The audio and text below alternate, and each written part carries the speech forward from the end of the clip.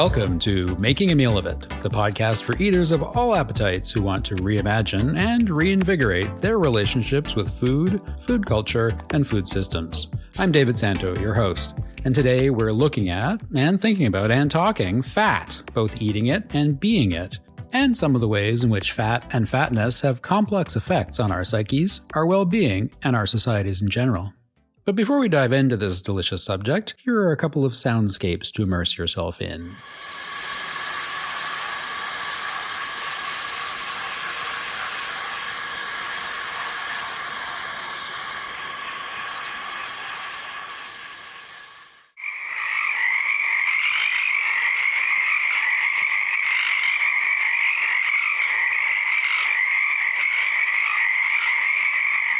That first one was a symphony of insects in a forest, doing their noisy best to create a cacophony of communication and contrasting calls. Insects, as we know, are all around us in our buildings, in our cities, in the woods and wetlands, and in the air and under the soil. There are about 1 million species of insects known to humans, but some scientific estimates suggest that there are as many as 10 million insect species on Earth. We just don't know about them all. What's more, for every living human on the planet, there are more than 1 billion insects for each of us, each one of us. For the most part, though, we rarely see that volume of life, and when we do cross paths with one or a few of them inside our homes, it can feel surprising and sometimes very disruptive. But instead of acknowledging them and even welcoming their presence in our living spaces, we try to invisibilize them, both literally and figuratively, try to make them just kind of go away. For those of us who live in less urban environments, though, insects are very much more visible, and so are their central roles in food webs and other fundamental ecological processes. Pollinators, for example, are completely critical to the production of food, even though many human activities are making it harder and harder for pollinators to do their thing. The second sound was one I recorded one spring night near where my parents used to live on the west coast of Canada. A road from their house to the small cottage I was staying in passes next to a marshland, one that looks kind of unremarkable at first glance, but which has enormous amounts of life within and around it. That particular night was one in which the marsh was full of spring peepers, those little baby frogs, and they were being just fabulously operatic. Their collective singing was, well, maybe not quite deafening, but it was certainly very loud. And the moon was shining, it was gorgeous out, but at 10 o'clock at night, I couldn't see a single peeper. I could only hear that amazing chorus. Insects and frogs are both vital parts of our ecosystems, and they exist in huge numbers, but because they're either small or hidden from sight a lot of the time, we have an easy time ignoring them and forgetting about the complex cycles of life that they enable. Then when they do pop into our sightlines, we're surprised or disgusted sometimes, reactive in good and bad ways, also maybe delighted and charmed. We're just very visual, we human beings. In a similar way, I think fat has been made both too invisible and too visible. Fat in our food is everywhere. It's in almost all stuff that we eat, both in its whole state and also very much so in the more manufactured products that we buy. It's also extracted from a lot of different processed foods and sometimes replaced with other more synthetic ingredients in order to create a kind of appealing mouthfeel or texture or taste. There's a disturbing amount of energy, though, that's put into invisibilizing fat, both by consumers and by corporations. And at the same time, way too much attention is also paid to fat when it's seen on human bodies. Fatness is demonized and shamed, becoming a subject of derision or cruel humor or moralistic criticism. From family members to our medical authorities to clickbaity gossip magazines, fatness is used as a way to characterize certain people and certain foods as bad. But it's not always been that way, and indeed, in history, fatness was often respected and highly desired. So the unresolved tension between the visibility and invisibility of fat and fatness is what I'm going to try to focus on in this episode. That tension just isn't doing us eaters any good. In any case, however we've arrived at these societal conceptions of fat, it's time to stop using them as a point of difference and demonization, and it's time to find a more equitable and enjoyable relationship to all things fatty. Hopefully, some of what our three guests have to say on the matter will help with that process. My conversations today include ideas about fat phobia, fat activism, the medicalization of fat bodies, and the celebration of eating different kinds of fat. Maxime and I experienced some pretty amazing mouthfuls of fat during the Stick This in Your Mouth segment, and we both rejoice in the fact that both of us have recovered from the times when we thought we needed to be on a diet. And at the end of this episode, our first scientist, a physicist from Kingston, Ontario, will respond to the Making a Meal of It food questionnaire. First up, Dr. Jennifer Brady, a professor of nutrition and dietetics at Acadia University in Wolfville, Nova Scotia. Jennifer's research focuses on the ways in which science and society come together to produce various effects in and on our bodies. She has written and edited many scholarly articles and books on the subject, including Conversations in Food Studies and Feminist Food Studies. And she makes a pretty mean tuna salad sandwich. I'm really excited to talk to you today about your work, particularly because you focus on these two areas or this subject called critical dietetics and critical nutrition studies. Mm-hmm. And I think for a lot of people, that's a mouthful. Tell me a bit about it and what do those two terms mean and why are they important? Yeah. So, I mean, critical dietetics and critical nutrition studies are a part of my work. And for me, they kind of fit under a broader umbrella that I typically describe as exploring food, health, and social justice. The ways of knowing, by which I mean sort of science, sort of focus on science as a way of knowing in understanding nutrition, as opposed to, say, pleasure. So it's sort of the ways that we measure food in many ways, and the way that we measure it, particularly as regards to when it goes into a human body. Yeah, absolutely. And the way that we sort of assign values to foods based on the numbers that we can kind of extract or create around them. So calories, for example, high calorie foods, we assign certain sort of values to those foods. And, on one level, we talk about foods as being, maybe less healthy because they're higher in calories, and those foods that are low in calories as being healthy. That's not just about health, and that's not just about physiological health.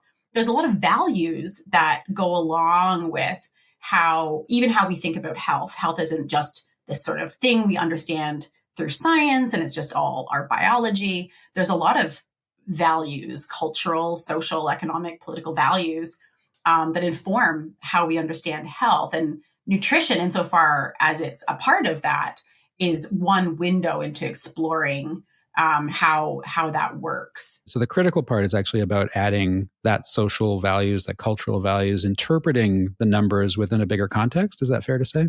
Yeah, I mean, how I describe the critical part of critical dietetics or critical nutrition studies is specifically looking at power, and even more specifically, inequities in power, the way that power is distributed in unequal or inequitable ways.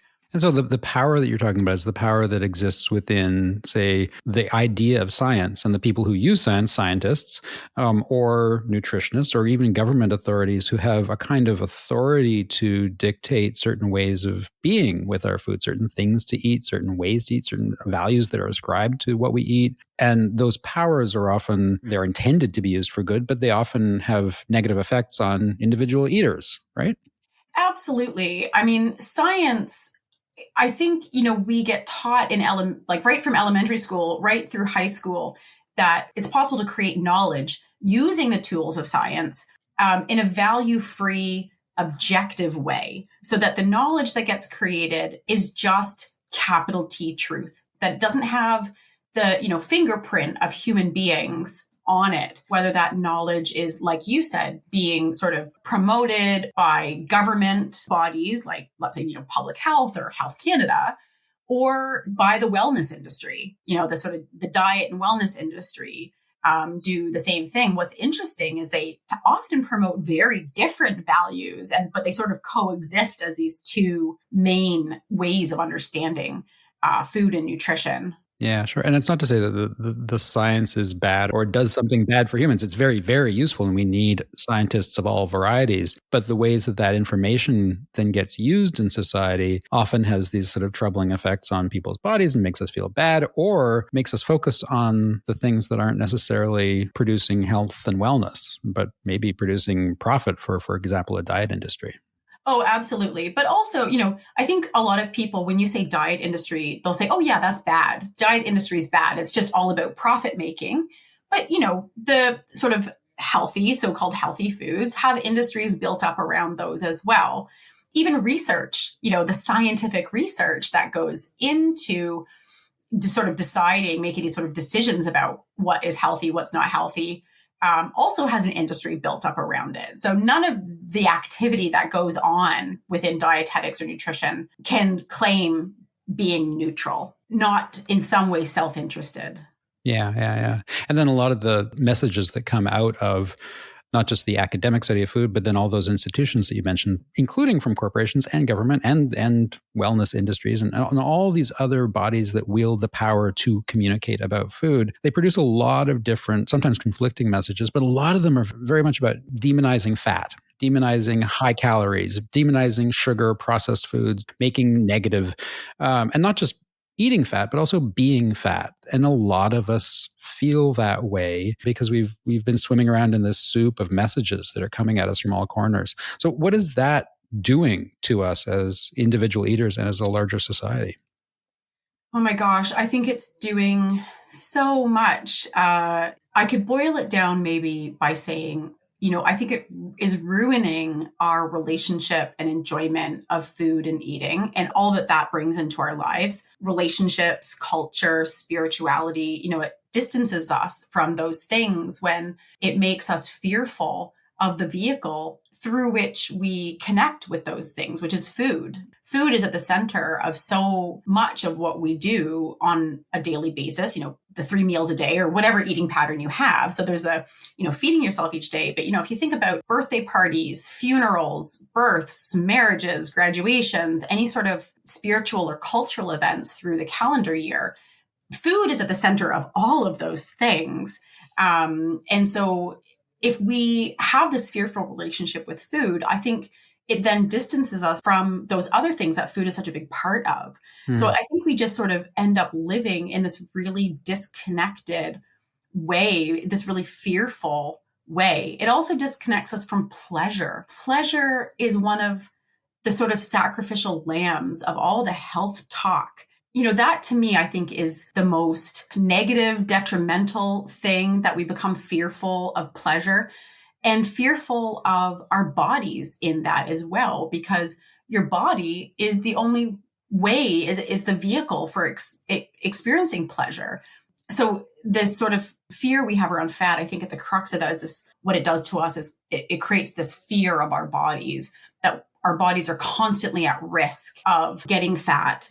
So we have this need or this drive to control our bodies because there are these sort of bad things that are out of control and do things that they're not supposed to be doing. So we need to clamp down on that.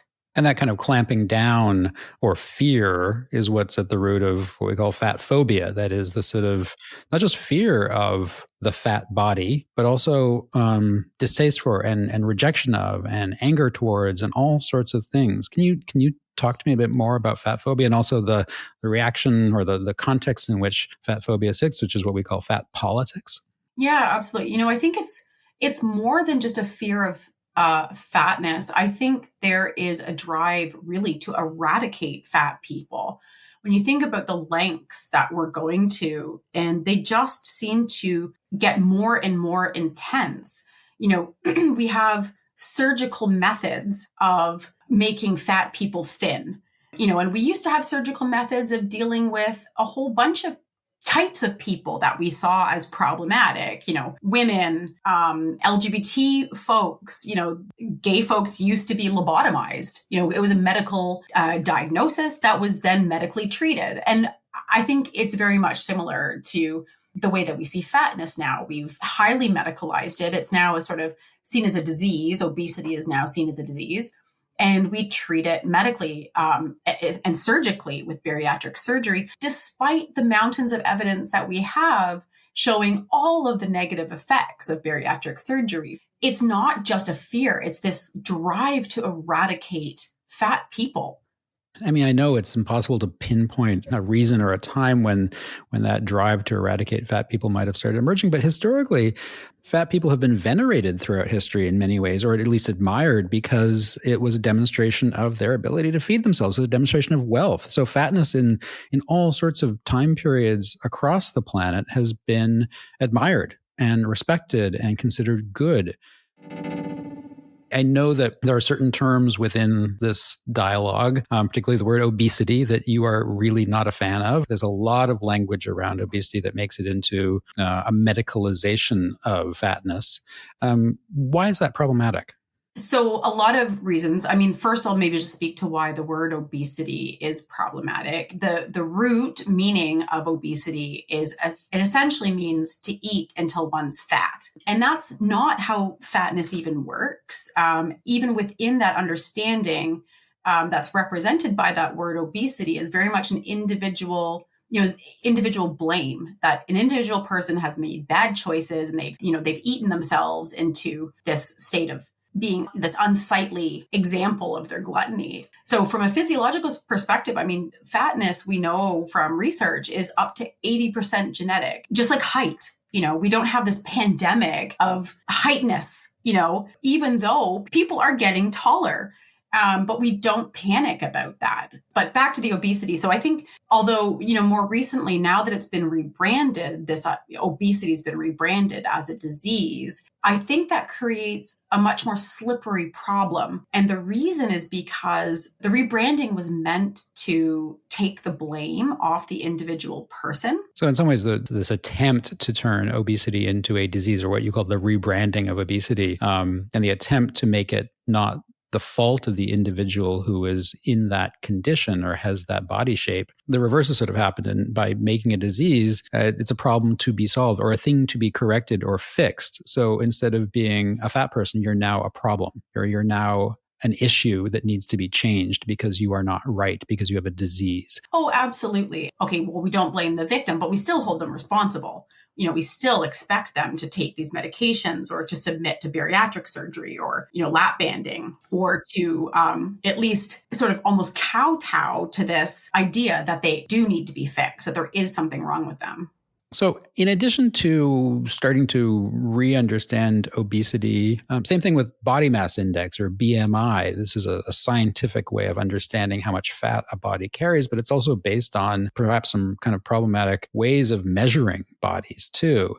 So both BMI and obesity are starting to be talked about in a few circles with a more critical perspective, and perhaps understanding that they're not necessarily the best ways of either measuring or describing bodies, whether fat or thin. The main change that I'm seeing is seeing BMI as one of several points, sort of data points that we might need to assess someone's health. So BMI, rather than being what it used to be treated as a sort of definitive categorization, I'm seeing it now be more, okay, well, yes, we still have to consider BMI, but we have to consider these other factors as well. What the person eats, their exercise, and other sort of lifestyle factors. Where BMI came from, though, I think is an important thing to understand in answering that question.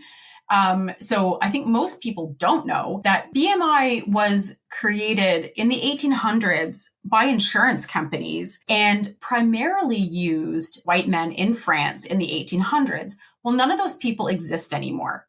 So we're using this very narrowly created, very narrowly defined way of understanding health through weight, based on a very small group of, human existence.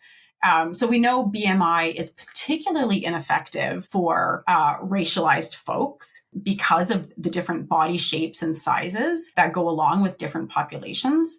But BMI, just from a mathematical and physiological perspective, doesn't make sense. How you calculate that is someone's kilograms divided by meters squared. So you take their height in meters, times it by itself, and then kilograms is divided by that number. There's no medical basis for kilograms over meters squared to be the defining factor of how healthy we are. As you're saying this, I'm starting to think human bodies are being treated like test tubes on a rack rather than complex food systems. And each of us is a complex food system in addition to living within complex food systems. So trying to get to a more complex understanding of how to not just measure, but understand our health and well-being beyond BMI, beyond calories, beyond pounds and kilograms is probably where we really need to go. Absolutely. And, just going back to food, nutrition's a long game. What you put in your mouth today really doesn't make any difference to your overall health or nutrition. It's a practice of taking care of your body over weeks, months, and years. Yeah, it's not simple, and it's not obvious. This is a very complex subject. I'm so glad that we could have a chance to unpack some of these questions together. Yes. You are a wonderful voice, a wonderful advocate and ally and an educator, and I really appreciate the time. Thank you. Thank you so much.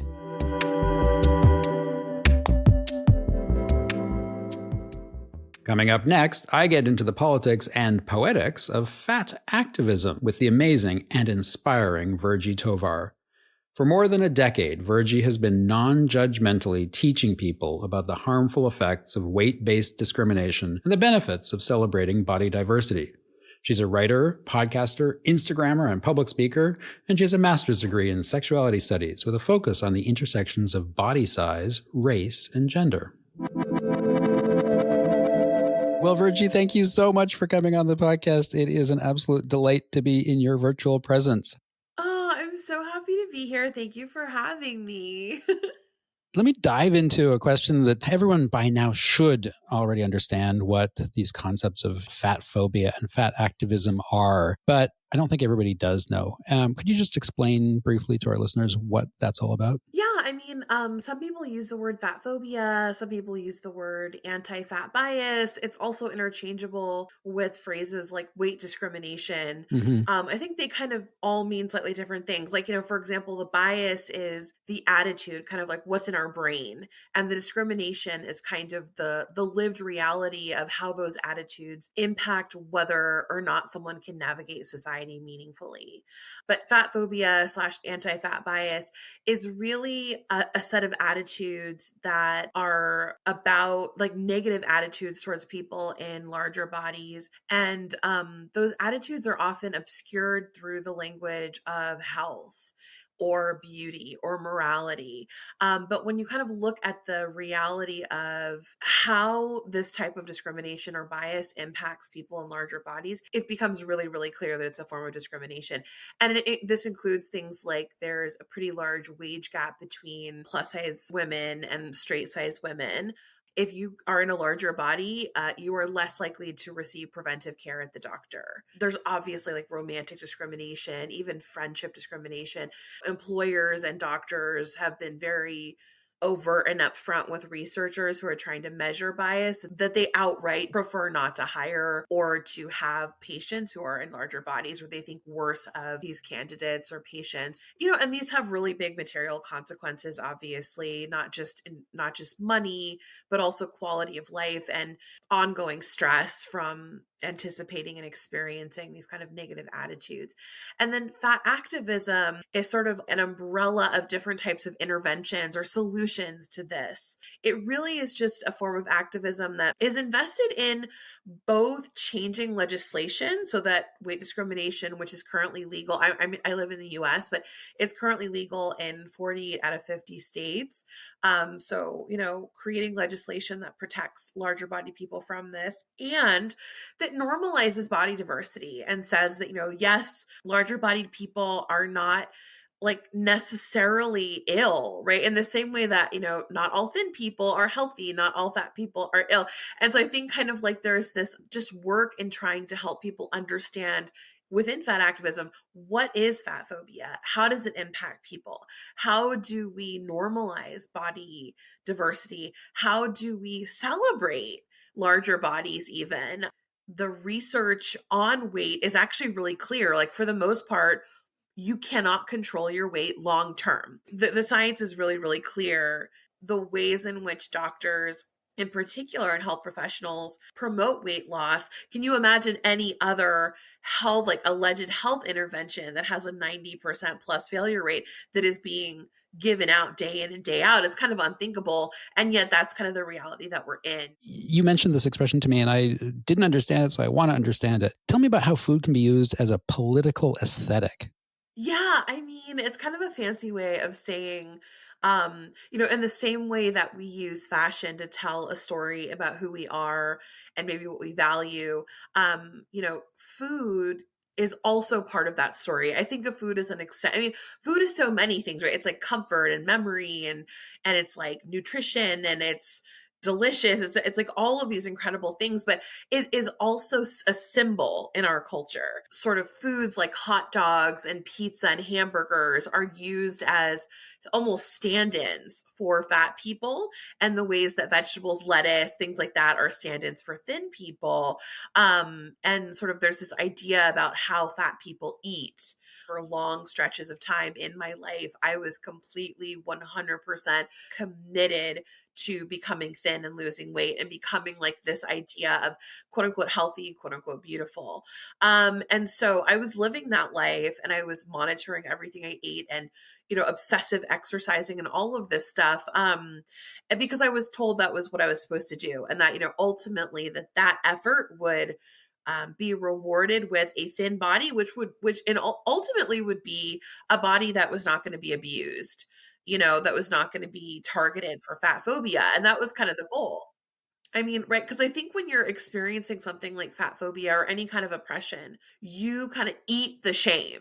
And I think that when you realize that it's wrong and that you didn't deserve it, that shame turns into what its actual form is, which is anger. And then you want to kind of express it. I think for me, the anger and the channeling became about the public display of no longer being that good fat girl who's supposed to be losing weight on a diet all the time.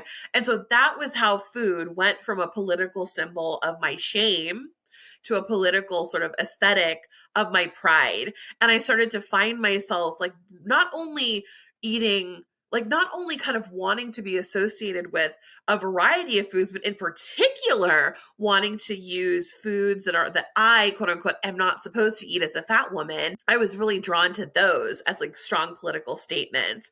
And so for me, it was like not like wearing clothes that had pizza on it or hamburgers or hot dogs, taking photo. And for me, obviously the internet and selfies and Instagram, it took historically fat people have not had the sort of means of production, right? We have been produced through the fat phobic lens and we have not been the ones creating the story. And so with Instagram, we could tell our own stories for the first time.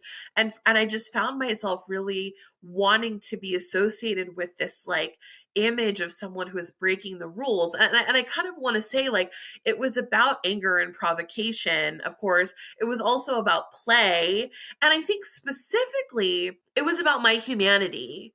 And so for me, the kind of reclamation of those foods, not only as foods I ate, but as symbols and visual signals of sort of where I was at, it was about sort of clapping back at this idea that fat people aren't fully human. And that part of that is this limited intake, this limited slice of life that we're allowed to experience. Various members of the queer community have taken back language in a lot of different ways to re-own the tools of oppression and wield them oneself as a kind of, maybe not a visual aesthetic, but certainly a verbal or a sensorial aesthetic. These are my words. These are my language, and I'm allowed to use them. I'm allowed to walk down whatever aisle, whether it's a grocery store aisle or a fashion boutique aisle or a political aisle, and say, here I am. And you have to deal with me and I have to deal with me and we're going to deal with it.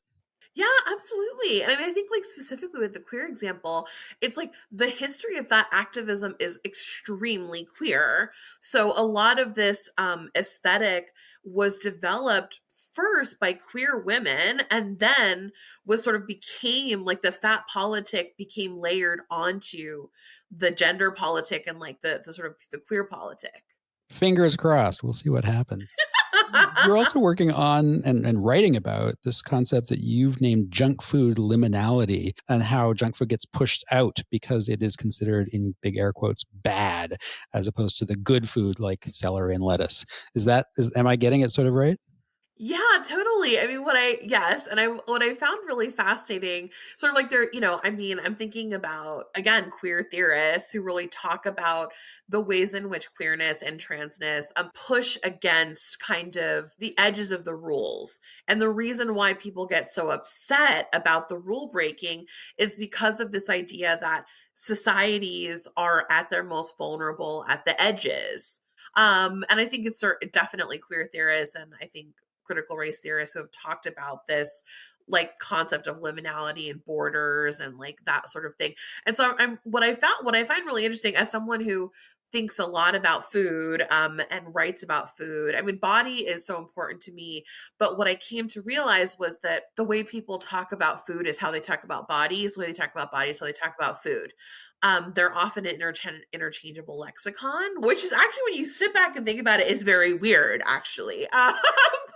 But anyway, to talk about the junk food liminality, we have to take a sidestep adventure journey to the concept of healthism, which, like in the US, is particularly strong. And the healthism is the idea that your health is your private property, that, how long you live or how well you live is firmly in your hands. Now, again, going back to data doesn't support this.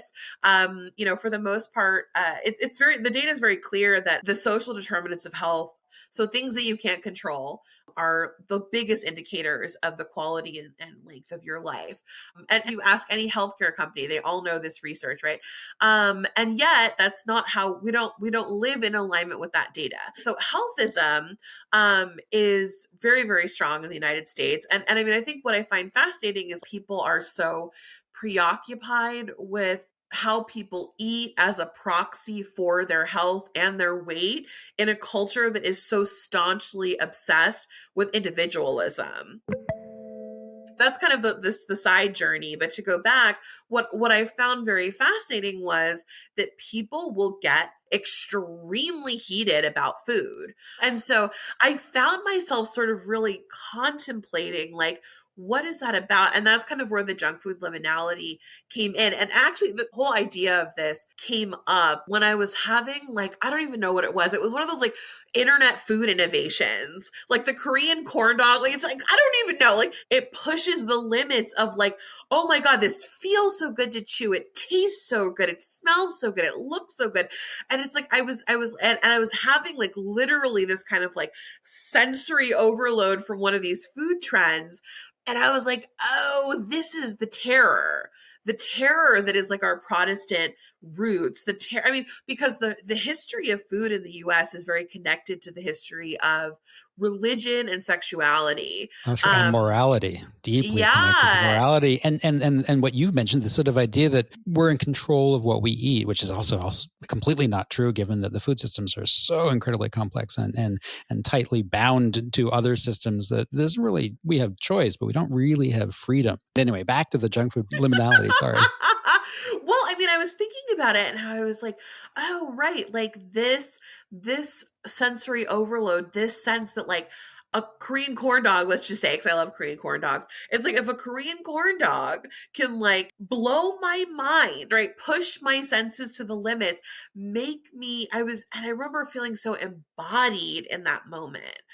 Because that's the thing about the senses, right? When they're activated, you are embodied. That is literally the practice of embodiment. And our culture is not about the practice of embodiment. It doesn't support that process, right? We're supposed to be intellectual creatures. And I think that same history that makes somebody get so up in arms about pizza and hot dogs or whatever, that same history is like living in that kind of terror of this particular kind of food, because again, it pushes us to this limit. And I think it's like the sensory corporeal limit of what the senses can experience, but also like this kind of moral limit insofar as food becomes a stand-in for our own morality. And you're not allowed to eat all the things you've just described and also be a good person. Those two things just don't align. If you eat in quotes, bad food, then you are a bad person. It comes back to what you were saying about this conflation of the human and the food, and that Yes. we are the same as our food, which is not true. We are made of the food that we eat, of course, but we're also made of all the symbolic elements of the food we eat. And we really shouldn't be dumping a lot of negative symbolism on top of this delicious stuff, especially things like Korean corn dogs. I've never had one. I'm dying to have one now. Oh my gosh, you have to have one. And I mean, like at the end of the day, it's like everyone has eaten a hot dog. Everyone has eaten a salad. Like it's like I think there is like more universal reality than we care to think about or contemplate, you know? Yeah. As individuals, I know I've got my own internalized fat phobia against myself and against other people. And it's not something I'm ever proud of, and I work against it, but it's there. It's part of the way I've grown up and I've been socialized. And I don't know how to get rid of it. And I know it's a continuing process, but can you advise me, can you advise our listeners on how people can move through these ingrained social patterns that we've grown up with, that we've come to think are normal, even though they're not? Yeah, I mean, I always advise people to be really patient and compassionate and to not lose time to shame spiraling over a thought. You know, it doesn't have to be this kind of self-flagellating work. And I really encourage people to kind of think of it actually in terms of the healing, right? Like there are things that you can do behaviorally that are very simple, like just not talking about your body or other people's bodies, just not talking about how you eat or other people eat. Like that's one thing that is so easy and that would totally change the culture overnight, you know? In terms of the healing, I think we're really talking about recognizing that fat phobia, whether you experience it overtly or not, is a form of trauma. It's a form of social trauma. You know, we're all born these children who kind of have this like limitless potential to connect and have intimacy and feel close to others. And children want to feel that with animals and trees and people. And then we have a society that starts to cut off more and more of those people. Oh, these people are bad, so you can't be close to them. These people aren't good, so you can't be close to them. And really thinking about it from the perspective of a child, that information and that process of education is extremely traumatizing. It's traumatizing to experience fat phobia. It's traumatizing to witness fat phobia. And we're all in one of those boats, if not both. And so I think like when you think about the reaction you're having when you see kind of a fat body or your own body, or you see fat on your body, remember that child who's being told that that's bad. And that's what's happening. That's what's happening over and over and over and over again, is you're reliving that moment when someone said, if you have that, you will not be loved. If you have that, you will be isolated from people. But I mean, I just think, right, like, what would it look like to say, this thought might always pop up for my entire life, and I can always act on my values, not on what the voice is telling me to do, you know? And I think that that's kind of like, that's what the real work of healing is. Yeah. Yeah. Virgie, I can't thank you enough. This has been, I would talk to you for an hour and a half more, but unfortunately we've got to move on, and you've probably got to move on and do one of your 25 different projects, but I'm really grateful to you and to all this time and all this great insight. I hope you have a fabulous day. And next time on the West Coast, I'm going to get myself a Korean corn dog. Yes. Oh my goodness. Thank you for having me. For more about the ways in which Virgie both leads and instigates change, from her articles in Forbes magazine to her TEDx talk, her books, and her media coverage, check out our show notes and Virgie's own website at virgietovar.com. My third guest on the show is Deb Oleynik, a naturopathic health and wellness consultant with a wide range of life experience and a lot of professional and academic training. Deb has a doctorate in naturopathic medicine from Bastyr University and a master's in food culture and communication from the University of Gastronomic Sciences, which is where she and I first met many years ago. Well, Deb, it's so good to see you and talk to you. Thank you so much for joining me on this podcast. You're welcome. It's good to see you, David. It's a real pleasure after so many years. And we did meet many, many years ago, way back then in Italy, when you came to the University of Gastronomic Sciences to do your master degree there. What were you doing before that? I don't think I ever asked you. And what prompted the adventure to go to Italy to study food? Well, I'm a naturopathic physician. So I was practicing naturopathic medicine in Great Falls, Montana. I had been practicing about 10 years and was getting a little frustrated with the challenges, what we call the obstacles to cure for people. That's a term we use to talk about things that get in the way of people finding their way to health. So still love my profession, but really started focusing more on a passion for food and food, the challenges about food quality and food access. And why is it so hard for our society to develop and implement healthier models that are currently in existence?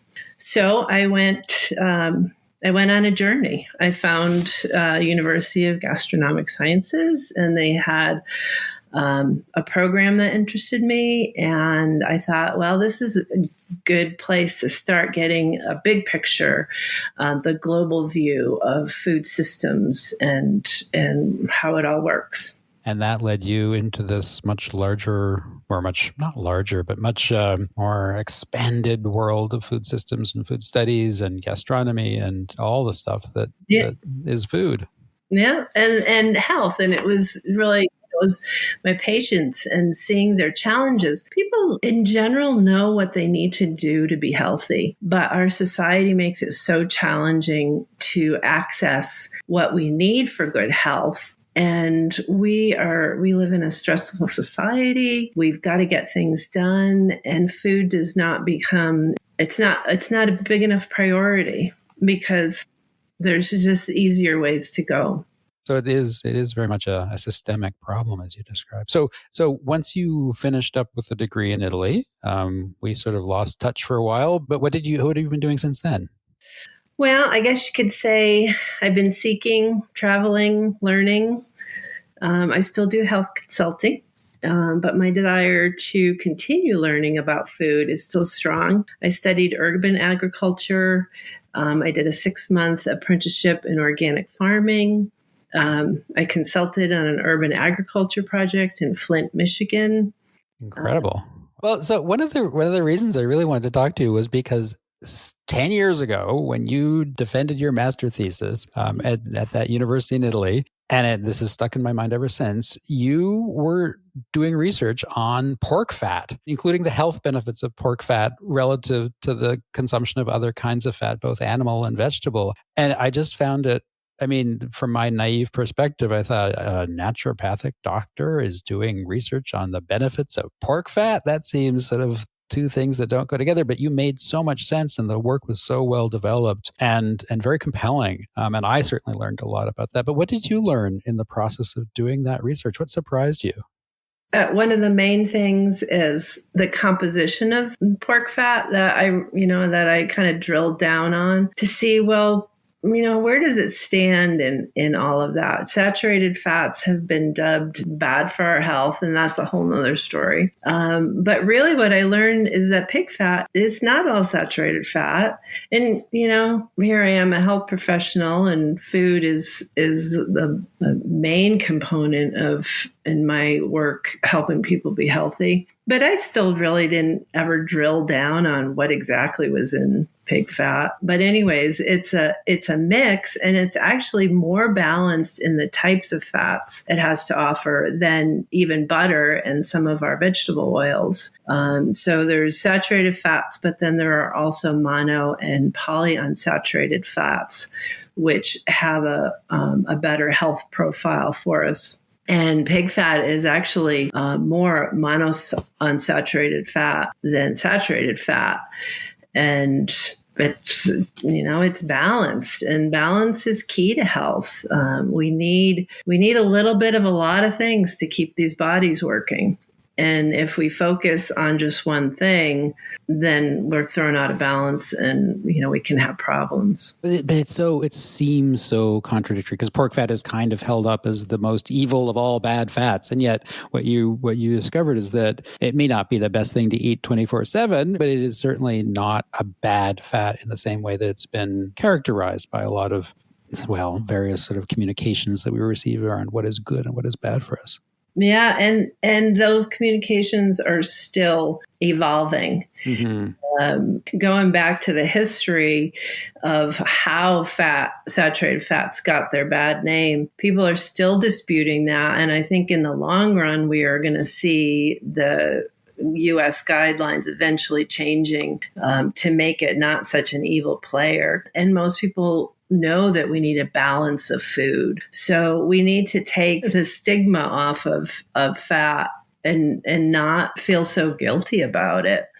And be a little bit more complex in our thinking and a bit more nuanced in terms of how we're balancing different parts of our nutrients. Right. And just a little history on those guidelines. It started in the 50s with this one physician that decided that the saturated fats cause heart disease or are involved in it. He got the American Heart Association to buy into his theory. And so they in the 60s declared that saturated fats were bad for cardiovascular health. And then in the 80s, the US government, when they did their first dietary guidelines for Americans, is what they call it, they put that in there in the 80s. And it still exists in there, saying that we should have less than 10%, but there's no good scientific evidence, research that shows that. And people have gone back and looked at all this research, and there's big questions about how these studies were done and what they were looked at and whether they were cherry picked and all of that. So people are still disputing that and, let's say, fighting that. And so I wouldn't be surprised in the next decade or so if there's enough people to say, okay, we got to change this. It's very compelling to see how much scientific research on food and nutrition and well-being and health change over the years, and how much some things get pulled back on, even though they seem to be absolute and complete truth because they were labeled as science once upon a time, and so they had to be true. Well, one of the things you really have to look at when you're looking at that science is who's funding the research.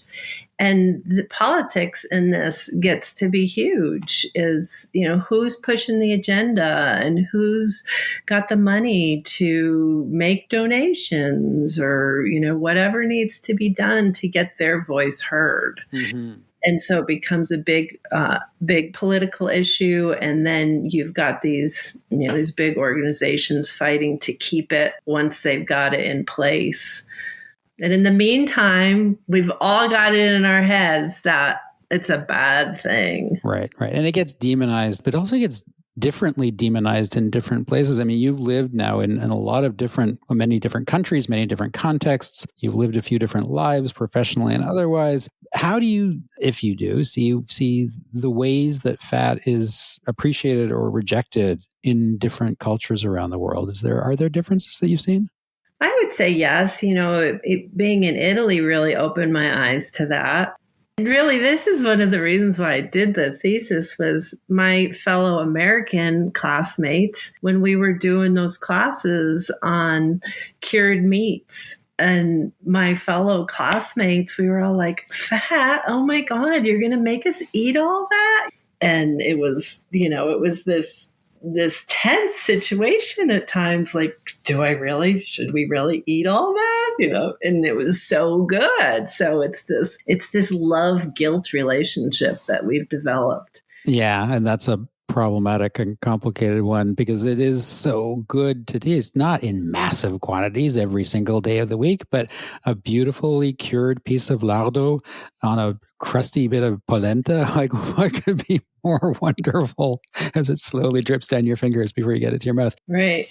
I had another experience. I was doing some organic farming volunteering in the Czech Republic with my family heritage. And I was living on a sustenance farm, that the young couple with kids just growing everything they could of their own. They made all their own food and this amazing rye bread, and they would dip their knife into the pig fat, the pig lard, to spread it on the bread. And my dad would tell me stories when he was growing up, that's just what they did. It's part of the culture. And they weren't cringing when they were doing it. They were enjoying it. Yeah, totally. My mother and father described their honeymoon hitchhiking across Europe, where they would eat rye bread spread with goose fat and salt and garlic. And they would just sit in their little hostel room eating these fabulous sandwiches and thinking they were living the life of luxury. I think the cultures that stick to their traditions are still doing that and honoring that. The trans fat industry, the margarines and all those things took over back there. And, why did that happen? Why did Americans especially lose their traditional eating ways? Well, it sort of feels like we've sucked the fat out of one thing and then dumped it into another thing. And now we've got like some super fatty foods on the one side and some super lean foods on the other side. And the same thing with, sugars and all the other supposed evils of the world. Everything's become very extreme, either completely free of or overloaded with. And that integrity that you're talking about witnessing in the Czech Republic or in Italy is really about, well, it comes back to balance, I guess. But balance and maintaining a sense of history and integrity with the foods that make sense for you and your body. Yeah. Oh, Deb, it's so good to talk to you. It's so fun to share fatty experiences and memories. I'm wishing you all the best in everything that's about to happen for you. And thank you so much for being part of the conversation. Thank you, David. It was my pleasure. It was great to see you again. To learn more about Deb's work helping people identify and mitigate the lifestyle factors that contribute to chronic disease, go to her website at deboleynik.com. That's DEBOLEYNIK.com. The link's also available in our show notes.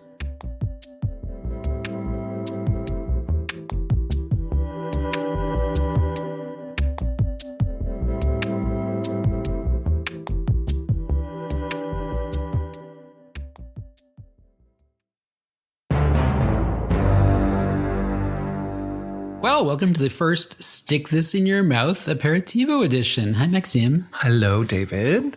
How are you doing? I'm fine. How are you? You ready to eat some fat? Yes. Do you like fat? I do like fat. What is it about fat that you like?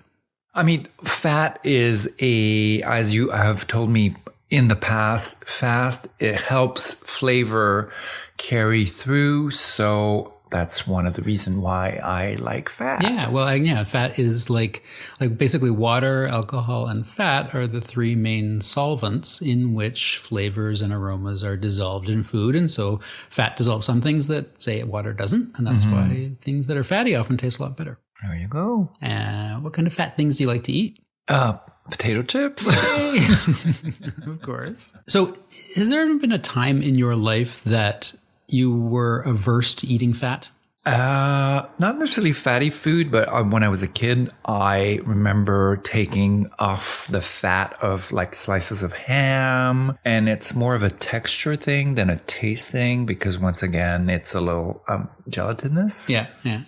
So a lot of people avoid fat. There are a lot of low-fat foods. There's a lot of other stuff that we do to not ingest fat, and that's partly because the food industry, the diet industry tells us to do that. But do you have any kind of negative feelings about eating fat? When you look at something that's really fatty and unctuous and, potentially delicious, but is there any kind of guilt that comes along with that? Well, there used to be a moment in my life where I was running away from fat because I used to be a bigger person and I was on a diet at one point. So I was just trying to be eating low-fat foods and as little fat as possible. I remember myself, I went on the Scarsdale diet with my mother I was, 13 or something like this, really should not have been going on a diet. And of course, after a week, we quit because it was so stupid and we were both starving all the time because we were eating nothing that filled us up, including fat, which also increases satiety. It makes you feel full. So it's good to eat fat because it tells your body you're full. I was on a similar diet as well. Well, let's just be happy that you're not on that diet anymore and potato chips are still part of your life. Yes, very much so. Okay, so we're going to try a couple of different fatty things right now. A plant-based fat, if you will. We've got some delicious little canapes with avocado and mayonnaise and sriracha on them on rice crackers. And we've got some whipped lardo, courtesy of our friend Nick, who made it and I bought it from. And we're going to try that on some crackers.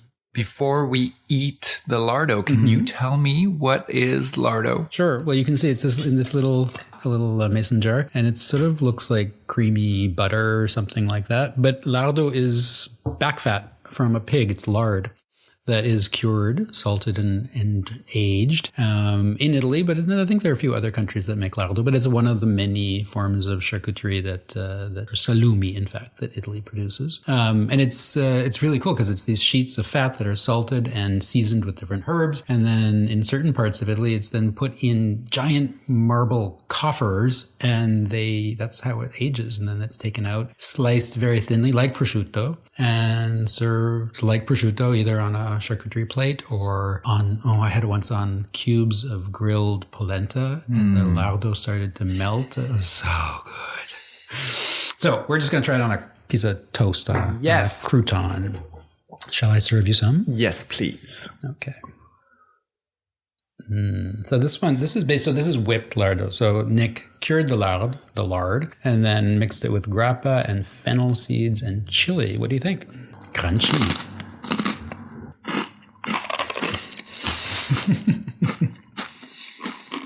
Sorry for the long pause. It's very tasty. Oh, that's good. Wow. It's very tasty. It's not at all what I was expecting. No? What were you thinking? What were you thinking it would be? Well, knowing that it's going to be fat and it's going to be whipped, I was expecting, I don't know, I didn't, because it's a very delicate taste. It's not super pronounced, but at the same time, very unctuous. It's not oily so much. It's not greasy at all, really. It's fatty, but not greasy. And the flavoring is also very interesting. It's quite delicate, but it's... like when I was tasting it, it's sort of like butter, but with a little bit of meatiness or texture. It's not quite fibrous, but there's a little... It's super interesting. Yeah. It's something that I've not really eaten before. And it's extra delicious, but it's very refined. It's a very simple taste, but at the same time, you know that you're eating something unusual. Yeah. Well, and it is. Okay, let's try the plant-based fat avocado. Avocados are a nice fatty fruit. Delicious. Problematic in terms of their agriculture because they use a lot of water and transport and labor. And anyway, but they are delicious. Sad to say, wonderful things often come with sad stories. And this one has a little bit of mayonnaise on it just to smooth out the fattiness. Hike up the fat content. It is good. Such a pleasant feeling.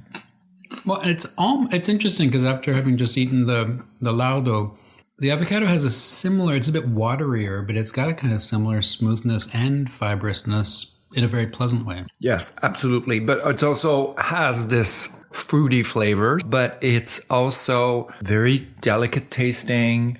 I love avocado so much because it marries so well with other flavors and carries them. Speaking of interesting flavors that go with avocado, when I was in Timor-Leste once, I had what they called an avocado juice. Turns out it was just pure avocado blended with some water to make it a little bit drinkable. And then it was served with a spiral of chocolate syrup, like Hershey's chocolate syrup. Wow. And it was one of the best things I've ever had. Chocolate and avocado go incredibly well together. And of course, it makes sort of sense when you think of it as a fruit, but it makes less sense when you think of it as a vegetable. So avocados are sometimes called good fat sources versus the, in quotes, bad fat of animal fat. Do you have any feelings about that kind of calling one fat good and one fat bad? I think we have to be mindful of our eating habits. But I think, once again, for me, it's always everything in moderation. All right. So maybe we'll have something other for dinner tonight, not just lardo and avocado. But let's finish the aperitivo, though. Yes. Okay. Santé. Santé.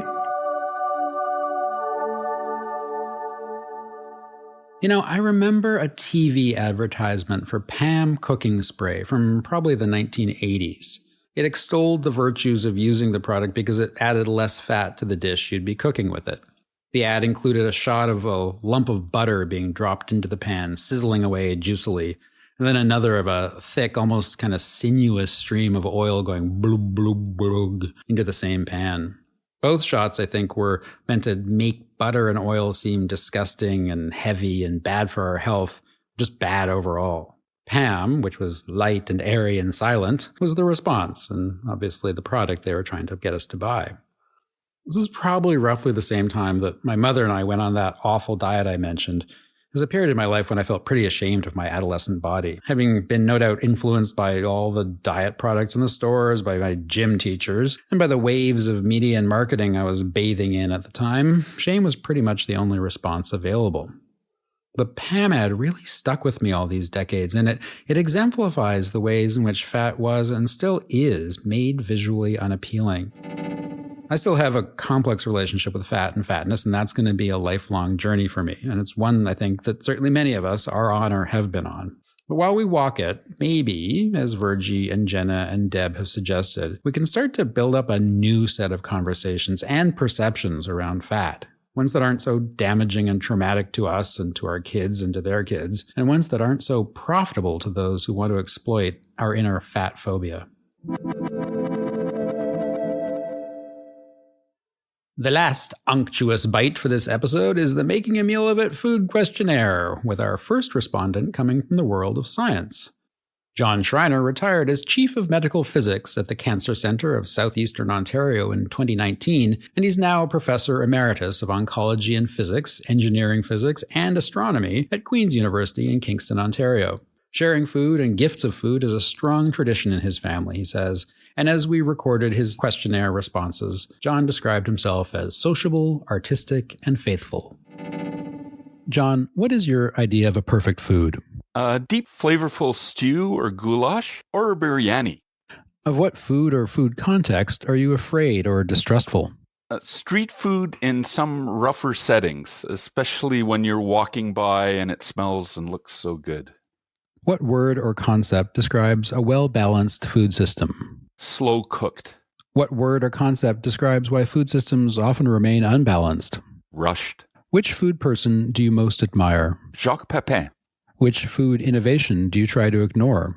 Home delivery takeout.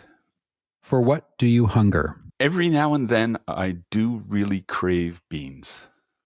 What do you consider to be an overrated food or food context? Trendy, expensive restaurants. On what occasion do you feign satiety? When offered a second helping of turnip. What do you most dislike about dinner tables? That some tables you can't get enough friends around. What is the quality you most like in a fruit? A nice firm texture with some tartness. What is the quality you most like in a cut of meat? A cut that is tender and juicy and not too lean. Which condiments do you most overuse? Salt and sometimes garlic. What kinds of gardens make you happiest? Gardens that are ready to harvest, especially with tomatoes. Which culinary skill would you most like to have? I wish I knew how to bake, and I wish I had the patience for it. If you could change one thing about nutrition, what would it be? Make all food healthy. Where and or when would you most like to dine? There's a restaurant in Vienna that I would love to go back to eat a chanterelle mushroom dish that I didn't order a few years back. My wife ordered it, and I just watched the whole time. What is your most treasured kitchen implement? A slow cooker, just above my coffee maker. What is your favorite highly processed food? Montreal smoked meat. What is your favorite aroma? Fresh ground coffee. What spice, kitchen implement, or cookbook do you use most rarely? Baking implements and baking cookbooks. What do you most value in your friend's food? The friends. Who are your favorite food celebrities? Again, Jacques Pepin and Glenn Powell from Glenn and Friends. With which cuisine do you most identify? Canadian, because it's so diverse from all corners of the world. A true blessing. What is your most powerful sense? Smell.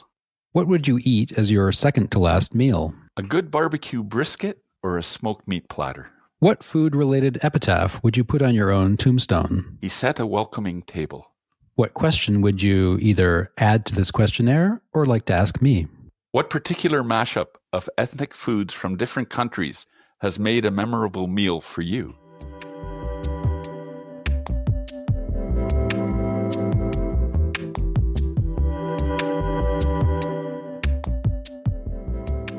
So that concludes this episode of Making a Meal of It. Great gobs of gratitude go out to Jennifer Brady, Virgie Tovar, Deb Oleynik, Maxime and John Schreiner. Thank you also to the pollinators and wetlands creatures that contribute their voices and bodies to our ecosystems, and to all the less visible yet absolutely irreplaceable actors in our systems of food and food culture. For news and show notes, check out makingamealofit.com or follow us at Making a Meal Podcast on most social media platforms. As usual, like, rate, and subscribe, please, wherever you listen. Next week, we're looking at food systems in conflict, both from an art and environment angle, as well as perspectives on reconciliation and understanding between indigenous and settler colonial worldviews. Join us, won't you? In the meantime, as I have recently learned to say in Swahili, Karibu Chakula.